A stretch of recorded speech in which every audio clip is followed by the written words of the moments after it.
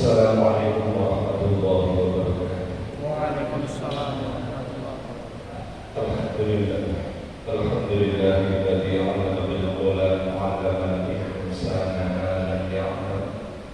Asyhadu an la ilaha illallah wahdahu la syarika lahu wa asyhadu anna Muhammadan 'abduhu wa rasuluh. Allahumma shalli wa sallim wa barik 'ala sayyidina Muhammadin wa 'ala alihi wa sahbihi ajma'in. Kunjung dan masalipun para alim ulama, para kiai, para sesepuh dan sesepuh bangsa muda dihormatkan. Kunjung dan masalipun takbir Masjid Nurul Hayat ingkang kawula hormati serta kawula pangagumi. Kunjung dan masalipun para kiai, bunyai, bapak haji, bu hajah ingkang boten saged kawula sebat setunggal para jenis sebatipun ingkang kawula hormati. Kunjung dan masalipun sedaya jamaah pengawasan rukinan setingkat malam sedih ingkang dirasani mulia Allah Subhanahu wa taala. Monggo kita ngabari malih ambil kita puji syukur kepada Allah Subhanahu wa taala sesarengan dewasa kabeh. Alhamdulillahi rabbil alamin. Awin Allah Subhanahu wa taala sampun paring pinten-pinten kanikmatan, rahmatan, kesehatan serta ujian sehingga kami pasrahkan Allah kita saged ngamal wajahan wonten ing Masjid Nurul Hayat dalam kondisi sehat walafiat. Mugi bagian kita sudah sampai kandung dosa Allah Subhanahu wa taala dan biasa mungkin kita doain bukan manfaat barokah fitri wa dunya wa akhirah. Amin ya rabbal alamin. Shalawat ubi salam kepada sahabat berkebun tujuan kita Nabi Agung Nabi besar Muhammad sallallahu alaihi wasallam. Ikan santun paling usaha bagi bagi kita sedaya. Mugia kita saged derek mereka dados dahulu lan mugia pindah pikantuk syafaatipun amin ya rabbal alamin. Hadirin jamaah rahimakumullah, monggo pengawasan wonten ing dalem kita bikasa kanthi waca surah Al-Fatihah lillahi wa syafa'at Rasulillah bi barakati awliya wasyhada wassalihin wa nafa'ana wa bi'ulumihi fid dharain amin ya rabbal alamin. Wa khususan asra'u bi mas'alil bayi wa khususan asra'u bi jami'i muslimina wa khususan asra'u bi muassasah Masjid Nurul Hayat.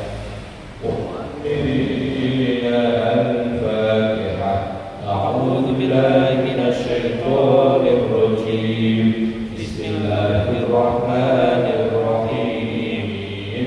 الحمد لله رب العالمين. الرحمن الرحيم. مالك يوم الدين. إياك نعبد وإياك نستعين. اهدنا الصراط المستقيم صراط الذين أنعمت عليهم غير المغضوب عليهم ولا الضالين. آمين.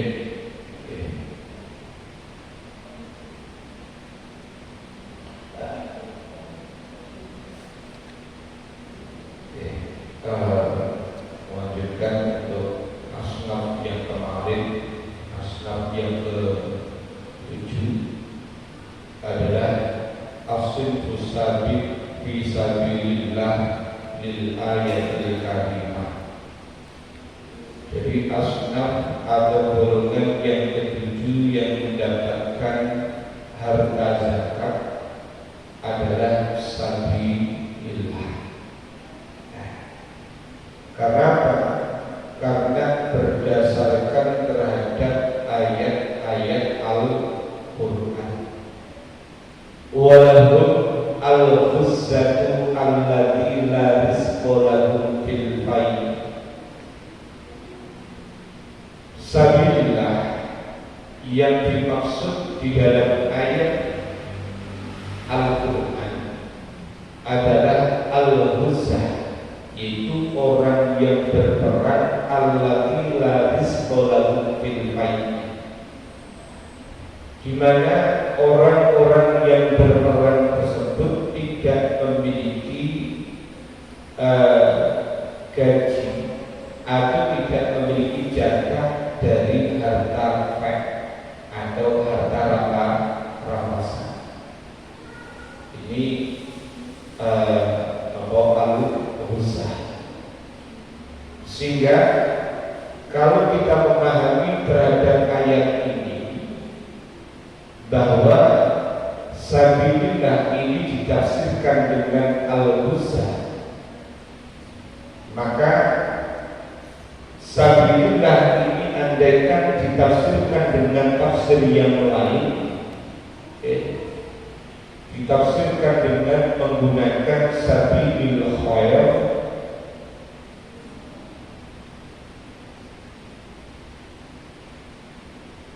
sabilillah,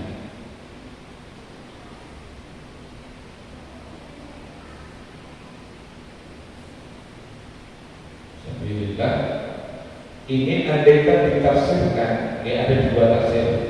Pertama al-ghuzzah, al-ghuzzah. Kemudian yang kedua adalah sabil khair.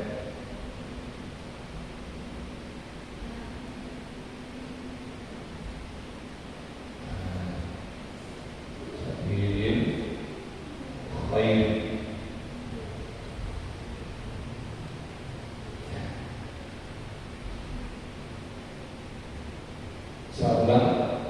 Sabilillah ini para ulama masih terjadi perbedaan dalam masalah tentang sirahnya.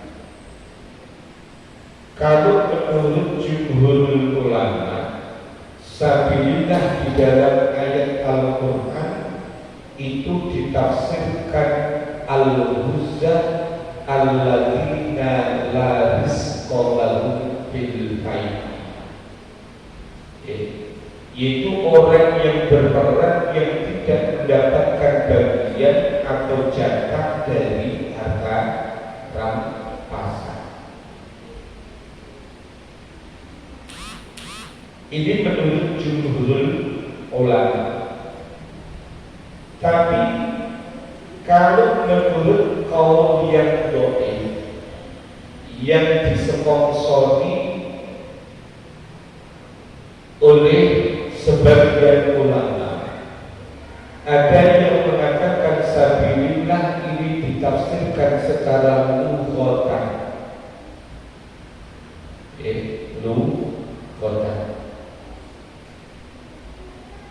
lughatan, tangan itu saja kalau tulis lughatan.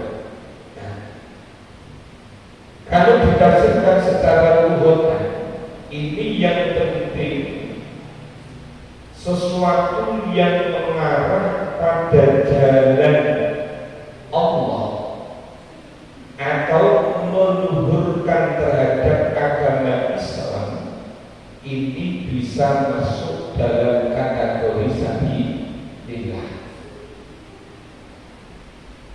Sehingga ada yang menafsirkan sabilillah ini ditafsirkan dengan sabilil khair, yang penting pada jalan kebaikan.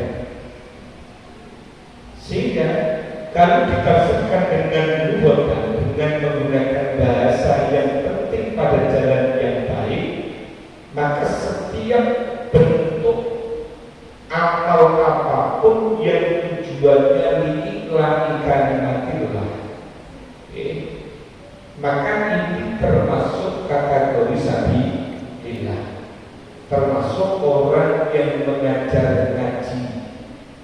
Ini juga juga termasuk sabilillah. Seorang khotib ini juga bisa masuk sabilillah.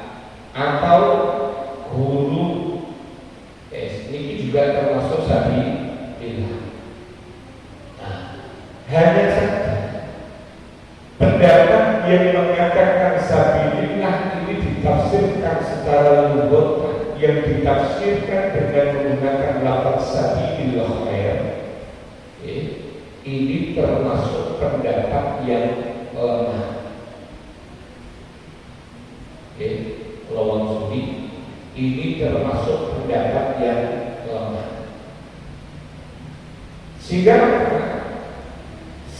para ulama pernah meneliti ulama yang berani mentafsirkan sabilillah ini ditafsirkan secara bahasa yang mencakup sabilil khair ini disponsori oleh Imam Al-Qurtubi.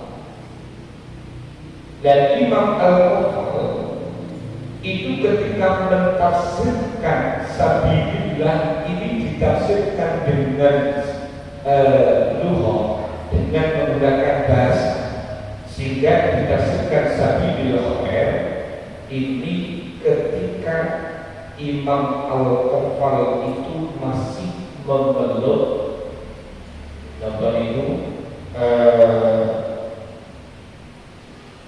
masih mengikuti tahap utang zina. Jadi masih memeluk atau mengikuti paham utang zina. Karena yang namanya kaum Mu'tazilah itu lebih mengedepankan akal dibanding mengedepankan terhadap dalil, sehingga lebih luas. Nah, akhirnya Imam Al-Qurtubi itu kalau di dalam kitab tafsir mengatakan wa naqala an ba'dil ulama wal murad fi sabilillah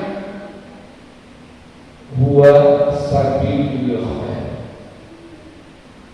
Jadi Imam Al-Qurtubi di dalam kitab tafsir mengatakan bahwa dirinya telah mengutip sebagian pendapat ulama yang mengatakan bahwa sabilillah ini ditafsirkan sabilil khair. Namun setelah diteliti apakah benar Imam Al-Qurtubi itu mengutip pendapat ulama-ulama terdahulu atau ini hanyalah sebuah pernyataan daripada Imam Al-Qurtubi itu sendiri. Ternyata kalau di dalam kitab Fatawi Al-Azhar, Imam Al-Qurtubi ini disinyalir mengikuti pendapatnya Syekh Hasan Al-Basri dan juga sahabat Umar. Namun ternyata setelah ditelisik sampai ke atas, ternyata apa yang dikutip oleh Imam Al-Qurtubi itu tidak mengarah pada zakat fitrah, namun itu mengarah pada zakat mal. Jadi Imam Al-Basri berani mentafsirkan sabilillah ini ditafsirkan pada sabilil khair ini ketika membahas tentang masalah zakat mal, bukan zakat fitrah. Kenapa? Kalau zakat fitrah sendiri menurut mazhab Malikiyah itu hanya terfokus pada dua golongan, yaitu fakir dan miskin. Sementara kan di dalam mazhab Hanafiyah itu hanya memperbolehkan, boleh diberikan pada fakir atau miskin. Tapi tidak wajib, namun boleh untuk takdir. Begitu pula dalam masalah Hanabilah. Ya, yang agak lebar itu mengikuti madhab Syafi'iyah. Kalau madhab Syafi'iyah, kalau dalam masalah urusan zakat fitrah ini tetap harus diberikan pada 8 asnaf jika ditemukan. Karena gitu. Sehingga dalam masalah urusan zakat fitrah ini, apa yang ditafsirkan, apa yang dikutip oleh Imam Al-Qawwal, ini ternyata ada kesalahan. Namun untuk ulama-ulama kontemporer atau ulama-ulama mutaakhirin, pendapatnya Imam Al-Qawwal itu banyak dipilih oleh ulama-ulama mutaakhirin atau ulama kontemporer atau ulama zaman sekarang ini. Ini sudah dijelaskan dalam kitab-kitab ini. Nah, bahkan kalau di Indonesia sendiri, di MUI sendiri, ini ternyata juga pernah mengundang yang namanya Syekh Saltut. Kalau Syekh Saltut itu sampai saat ini masih kesana, masih hidup. Itu pernah diundang di Masjid Istiqlal untuk memberikan rumusan tentang masalah tasarruf zakat. Dan ternyata Syekh Saltut itu sendiri juga mengutip pendapatnya Imam Al-Qawwal, sehingga di MUI ini ternyata juga menggunakan pendapat yang lemah atau pendapat yang pendapat yang disponsori oleh Imam Al-Qawwal. Karena apa?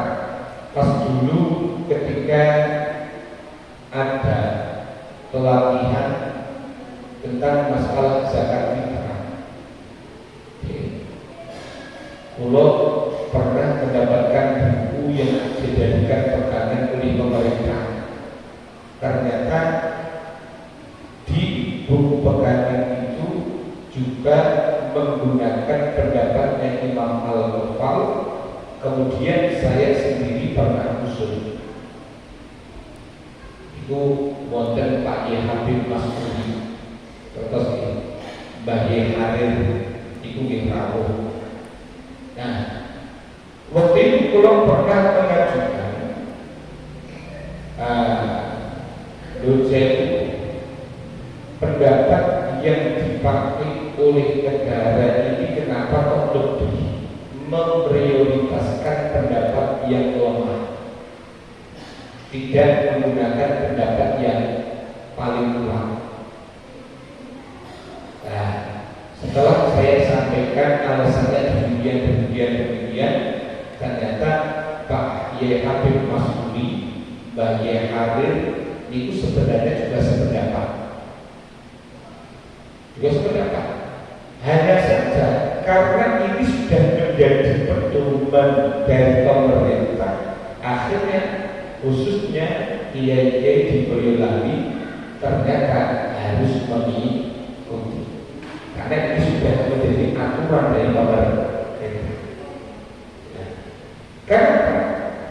Karena dalam masalah urusan zakat ini sebenarnya juga masih banyak kesalahan dalam masalah bas-bas. Contoh, kalau zakat itu kan hanya diperbolehkan untuk setiap naskahnya, untuk ambil itu hanya diperbolehkan mengambil 1/8-nya. Namun aturan yang ada di pemerintah ternyata dalam masalah zakat ini boleh Basnas mengambil 12%-nya. Ini ujian insya Allah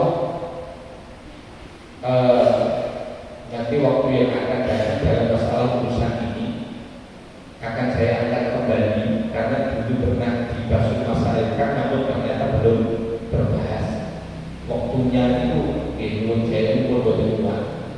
Kira-kira pendapat yang dibuat acuan oleh pemerintah ini kira-kira menggunakan pendapat siapa? Sehingga apa?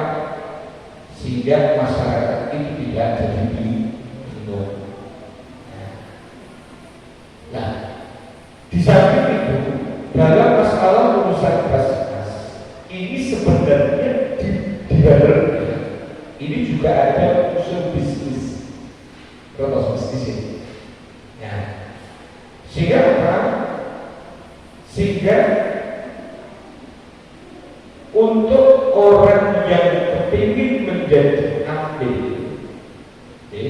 ini harus mengikuti, harus mendapatkan surat atau mandat minimal itu ambil yang ada di kabupaten. Jadi nek umpama nuwun sewu, umpama pihak KUA di kecamatan niku boten saged memberikan SK minimal itu dari kabupaten. Nah, pernah saya juga mengusulkan ini bagaimana andaikan ambil yang ada di masyarakat ini agar tidak banyak terjadi kesalahan, ini sebaiknya dikasih SK. Namun ternyata menurut saya bisa dikasih SK, namun syarat-syaratnya diundi apa? Syarat-syaratnya apa? Setiap nanti pengumpulan zakat ini harus dijumlah, kemudian ada laporan ke kabupaten. Nah, nanti di kabupaten itu harus mendapatkan bagian 12% dari zakat yang terkumpul. Jadi kayak menurut saya itu mau masjid Al-Hayah, masjid Nurul Hayah, ini mau mendapatkan 100 kilo. Oke, 100. Mungkin yang umpama dikurangi 12% itu kemudian 88. berapa? 88.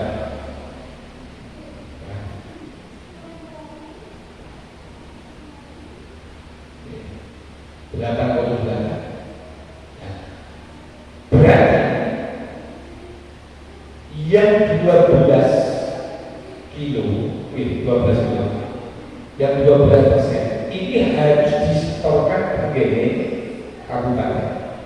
Kemudian yang sisanya 88 ini baru nanti dibagi asnaf yang ada di masyarakat. Nah, yang menurut saya malah berkurang. Akhirnya yang menurut saya mungkin hidup yang boleh fakir miskin yang daerah sini mungkin masih kurang. Nah, ini yang menurut saya repot. Jadi mau ambil itu harus ada laporan demikian. Kira-kira susah atau tidak? Malah tambah susah. Nah, ini dasarnya unsur bisnis tadi. Ini buat itu rahasia malih. Karena di MUI juga di kabupaten juga sudah pernah dibahas. Nah, ini cuma ada plusnya. Plusnya apa? Kalau nanti mendapatkan SK, ambil yang ada di masyarakat itu tetap akan mendapatkan bagian. Karena apa? Termasuk ambil yang sah. Tapi kalau ambil yang dibentuk masyarakat atau swadaya, ini sifatnya ambil mutahari, tidak boleh mendapatkan harta zakat. Ini Ini dalam masalah perbedaan. Dasarnya dalam masalah sabilillah. Sabilillah ini sendiri terkadang negara Indonesia ini yang dipakai adalah pendapatnya Imam Al-Ghazali yang mentafsirkan sabilillah ini bukan al-musa, bukan orang yang berperang, namun ditafsirkan sabilillah. Pokoknya pada jalan kebaikan ini bisa mendapatkan zakat. Jadi ngomong mengikuti pendapat lemah atau pendapat yang dipakai oleh negara Indonesia. Sehingga apa? Zakat itu nanti andaikan digunakan untuk membangun masjid atau digunakan untuk membangun jembatan atau bahkan firil mauta digunakan untuk membeli kain untuk orang yang sudah meninggal, ini juga diperbolehkan. Lalu saya nek mau dibagi-bagi ngoten iku mungkin cara fakir itu Indonesia, miskin Indonesia, engkau mesti kurang ambil. Terus belum nanti sabilillah. Padahal sing paling akeh itu biasanya sabilillah. Sing dadi marbot yo boleh, sing dadi muadzin yo boleh, sing dadi khatib yo boleh, sing marai ngaji yo boleh. Dan itu entah. Jadi itu banyak susah orang Islam ini ingin mengentaskan kemiskinan itu susah karena dalam masalah urusan pembagian zakat mawon ini ilmu sewu sudah tidak sesuai. Padahal ilmu sewu nekat zakat mau dan juga zakat-zakat yang lain. Kira-kira kalau kali panjenengan pernah dapat nomor zakat hasil bumi, kira-kira pernah dapat belum? Tahu paling banter itu sing entuk itu nek pas bodoh dok. Zakat beda. Dan itu kan. Nah ini dia monggo. Jadi nek kula terbuka saja. Panjenengan mau mengikuti pendapat jumhur ulama yang mentafsirkan sabilillah ini hanya terfokus terhadap orang yang berperang, atau mengikuti qaulnya Imam Al-Ghazali yang berani mentafsirkan sabilillah ini adalah sabilil khair. Monggo silakan. Tapi nek kula menyarankan dengan berbagai pertimbangan,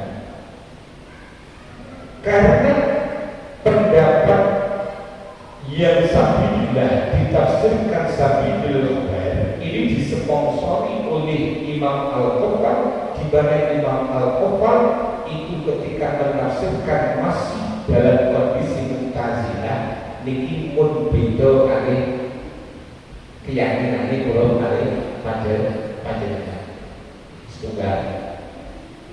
Yang kedua, kita mempertimbangkan pendapatnya Imam As-Suyuti yang mengatakan bahwa wa qawlu man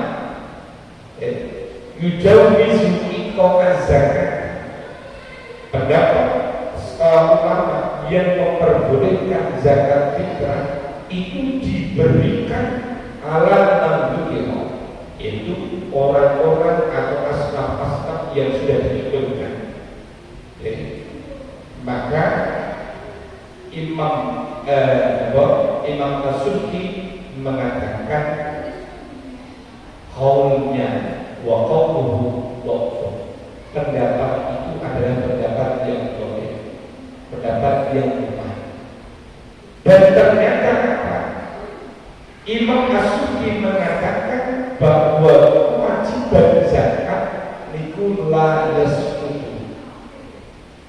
kewajiban zakat ini belum bisa ukur. Wayang satu isman abiman, dan ternyata malah mendapatkan dosa yang besar.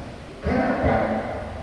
Karena menurut saya kalau nanti ditafsirkan sabilillah ini dengan sabilillah kan, wong sugih sing dadi guru, sing dadi imam, sing dadi muballigh, sing dadi marbot niku mengke kabeh oleh. Yo konsen nek pun ngene kan enggak memandang sugih boten. Makanya dia termasuk kategori sabilillah.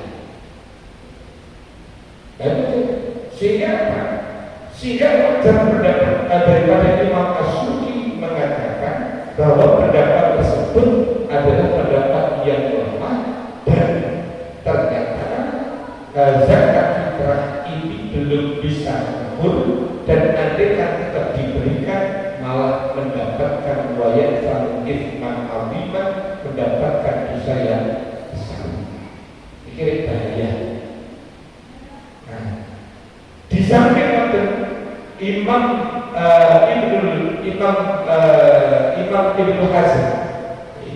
Ibnu Hazm juga mengatakan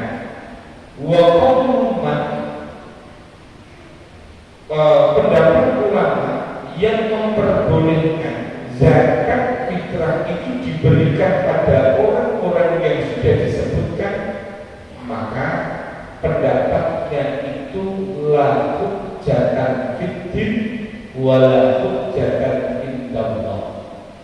Pendapatnya itu tidak bisa dijadikan sebagai hujjah untuk menetapkan hukum agama, di samping itu juga tidak bisa menjadi hujjah ketika kelak di hadapan Allah. Pikiran penting. Ada yang colok kalimat dengan sekalipun banyak ulama yang mengatakan demikian. Kalau kalimat dengan dalam masalah urusan etik itu hati-hati. Kalau sampai terjadi kesalahan, itu jauh tanggung jawabnya itu sampai akhirat. Nah ini umum itu dijumhur ulama, insya Allah lebih selamat. Nah ini monggo itu untuk masalah urusan sapi ini. Nah, bahkan kalau pernah kata cerita, saya itu pernah mendapatkan zakat itu sadaqah. Itu saking terangnya. Nah, waktu itu saya tanya, Pak, ini apa ini? Ini zakat. Dong katanya, oke. Dan ini kalau diparingi atas nama apa? Katanya atas nama sapi tidak. Karena kalau sering ngaos modal lain. Nah, akhirnya kalau saya matur nopo wae ngeten Pak, boten ateges kula napa niku menolak atau bagaimana tidak. Lebih baik saya kasih pengertian ini. Jadi ulama yang mengatakan sabilillah ini mencakup terhadap sabilillah khair, disebut masuk pada pendakwah atau orang yang membimbing ngaji atau apa, ini termasuk pendapat yang lemah. Dan ini berlebih ini kalau berbuat ini menawi dengan kerso ulo menjelaskan tenggene yang fakir miskin sing bener-bener yang bagi membutuhkan. Hal itu menurut saya jam 11 malam di pulau daerah ini pakai nganter, pakai ngerani langsung menjadi fakir miskin. Dan ini umum pulau nanti dan jadi ya saya menjadi pihak amil atau masyarakat yang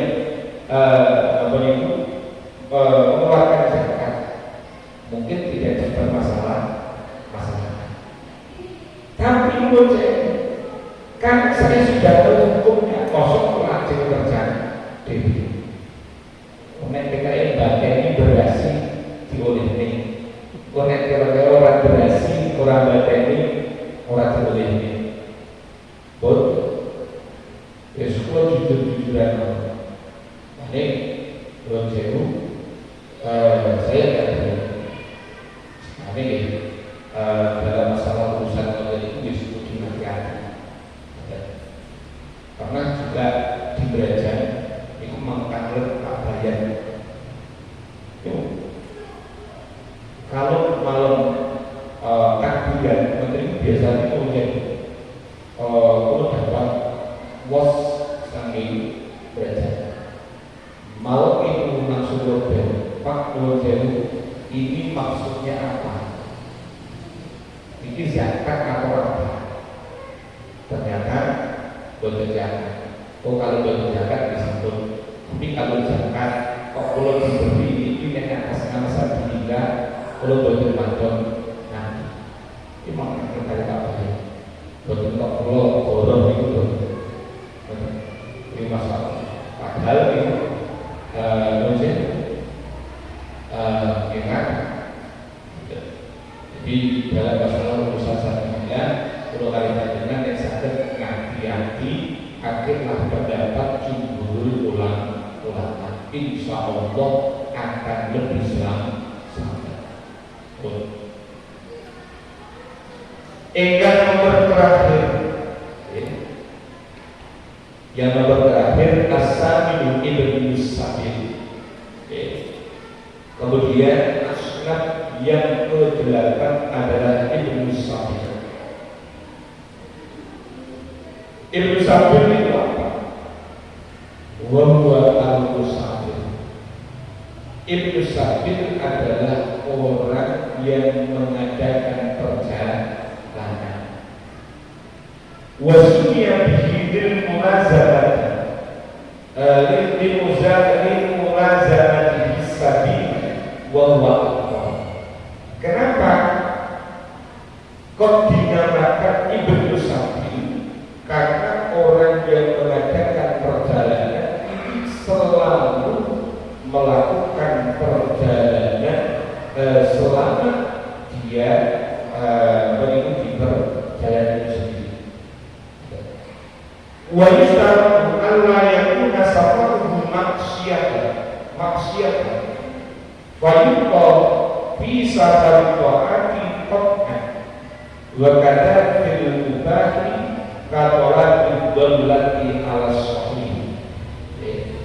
Ibnu Sabil ini boleh mendapatkan zakat, namun ada syaratnya.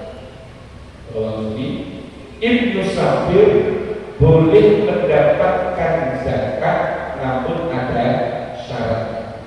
Syaratnya apa?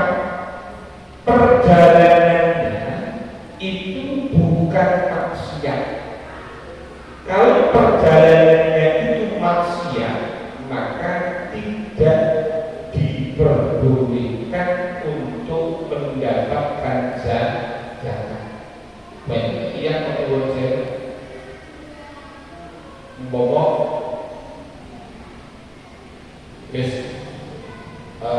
dia melakukan perjalanan namun tujuannya pengen jabret. Delala jabret itu boleh berhasil. Nah, mampir di boleh berhasil. Pas aduk-aduk aja jangan minta supaya orang yang mengadakan perjalanan. Nah, maka yang saya mengambil jangan sampai sekali-kali memberikan orang yang mengadakan perjalanan namun perjalanannya ini tujuannya maksiat. Ini nggak boleh. Atau ada orang yang mungkin mengadakan perjalanan jauh namun tujuannya maksiat, sebagaimana kunci kopi apel yang dari Allah. Nah, akhirnya kunci delala sampai di tempat itu dia sudah tidak bisa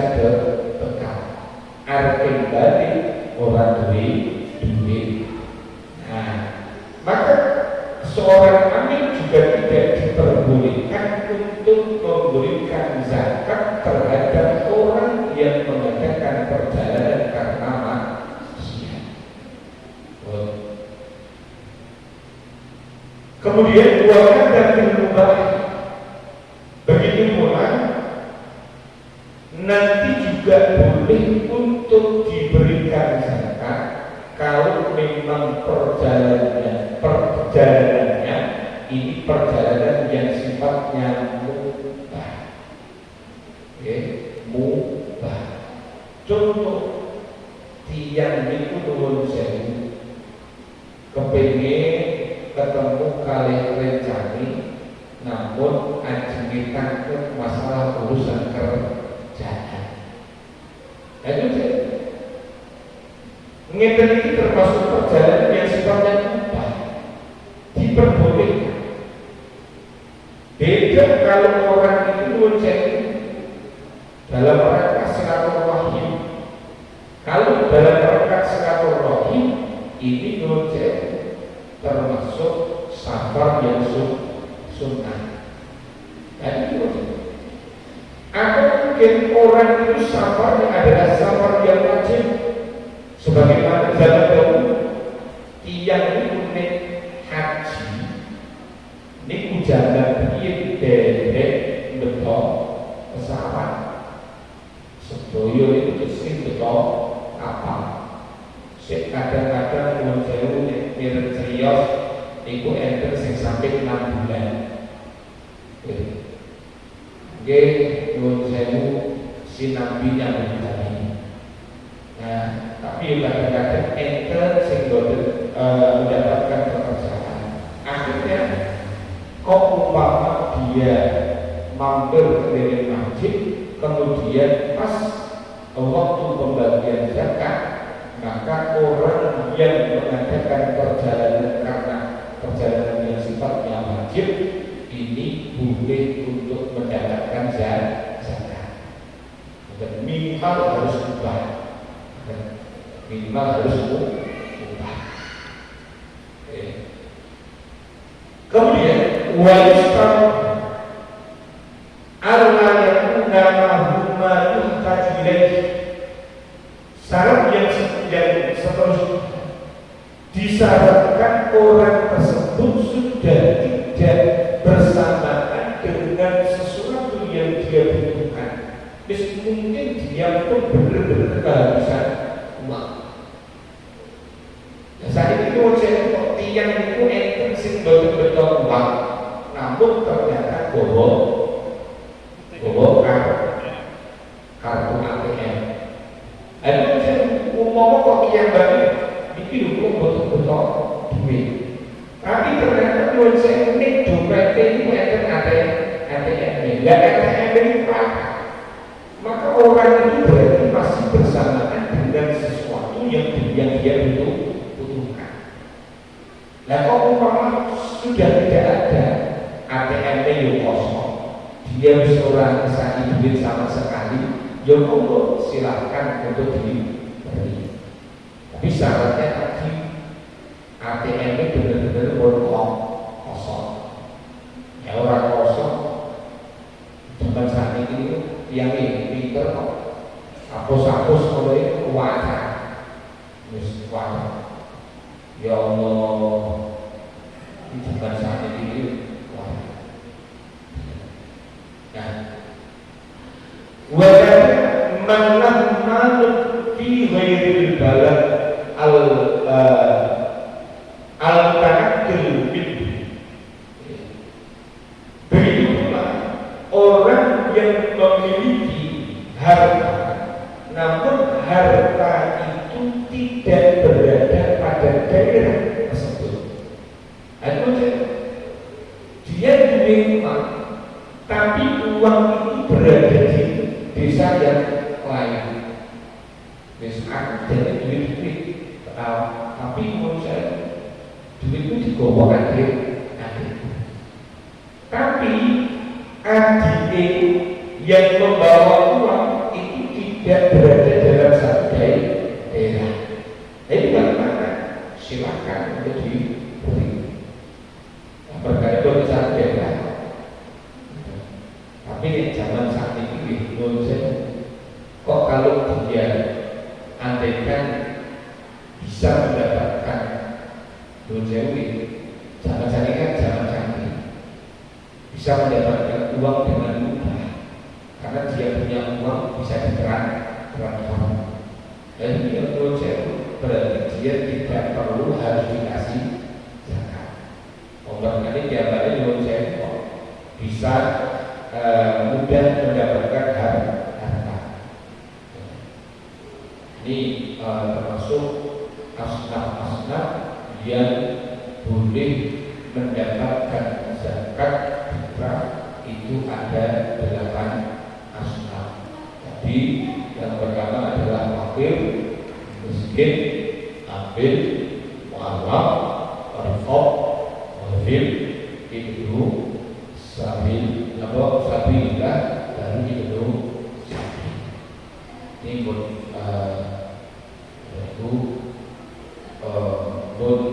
selesai dalam masalah urusan zakat. Kita sampai ini enten ingkang dipun anggeraken menapa. Pangki ingkang fisabilillah kalau perang menawi perang niku ditugasaken pripun niki? Sempami ditugasaken teng Gaza atau teng pundi ngoten derek perang ngoten napa termasuk saged fisabilillah? Kalau zaman sekarang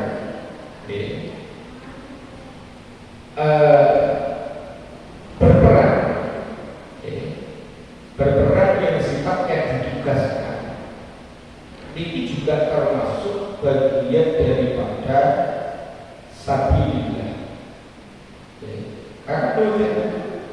Karena yang namanya perang itu juga mencakup terhadap orang yang memberikan keamanan, atau kalau zaman saat ini kan ditugaskan di kan jadi keamanan. Jadi juga termasuk orang yang berperang. Sehingga kemudian orang yang demikian ini juga termasuk bagian daripada sabilillah, sekalipun dia orang yang kaya tetap boleh mendapatkan zakat. Jadi menurut saya tidak disarankan harus fakir, kecuali kalau madhab Malikiyah. Kalau madhab Malikiyah, sabilillah ini boleh mendapatkan, tapi syaratnya harus fakir. Ini perlu banget. Tapi kalau madhab Syafi'iyah tidak.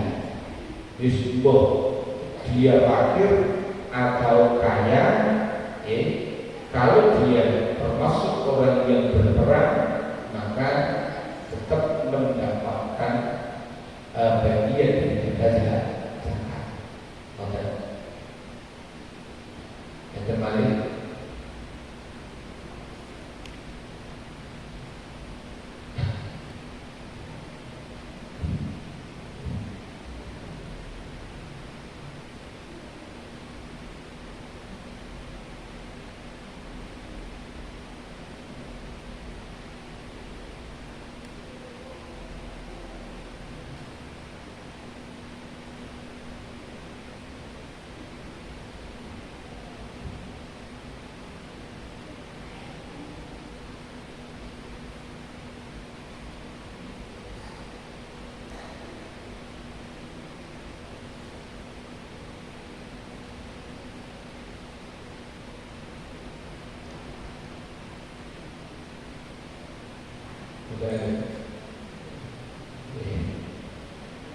ini boten wonten ketinggalan itu 1 jam. Ini sampai jam 9 pesantren yang sempurna. Ini boten wonten kalau cekapi sampai saat itu dibuki pengawasan itu saged nambah dari ilmu kita. Kemudian ada kita pesan untuk awal punya itu sampai tambah kos saat sampai itu kos ini harus tambah bahan-bahannya supaya semua kalau kali panjangkan belum terjebak dalam masalah sehingga